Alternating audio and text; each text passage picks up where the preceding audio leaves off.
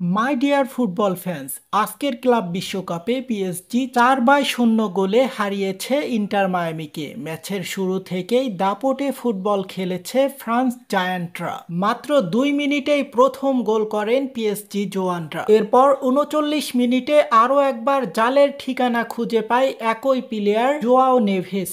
অতঃপর 42 মিনিটে তামাস অ্যাভিলেস আত্মঘাতী গোল করলে ইন্টার মায়ামির কোমরে ভাঙ্গন ধরে। অতঃপর 45 মিনিটে আরও একবার আশরাফ হাকিমি গোল করে প্রথমার্ধেই সব আশা শেষ করে দেন মায়ামির। এই ম্যাচে সবচেয়ে বেশি নজরে ছিলেন লিওনেল মেসি। তিনি মাঠে ছিলেন এক অন্যরকম ভূমিকায়, বল পায়ে চেষ্টা করে যাচ্ছিলেন নিজের সর্বোচ্চ দিয়ে, তবুও যেন ভাগ্য তার পাশে ছিল না। সাবেক ক্লাব পিএসজির বিপক্ষে খেলতে নেমে বারবার রণক্ষেত্রে আটকে গেলেন তিনি। বারবার চেষ্টায় ব্যর্থ হওয়ার পরেও তবুও যেন মেসির শরীরে ভাষা বলছে সে এখনো লড়াই করতে জানে। ম্যাচ শেষে হতাশ ছিলেন তিনি, কিন্তু মাথা ছিল উঁচু। এটাই একজন চ্যাম্পিয়নের পরিচয়। এই হার মেসির ক্লাব বিশ্বকাপে প্রথম বিদায় এবং ইন্টার মায়ামির ইতিহাসের সবচেয়ে বড় হার এটি। সো হেই বন্ধুরা, আপনারা দেখছেন এই সে গ্লোবাল নিউজ, সাথে আছে আমি হুসাইন আহমেদ। সকল আপডেট পেতে আমাদের সাথেই থাকুন। সকলকে অনেক অনেক ধন্যবাদ।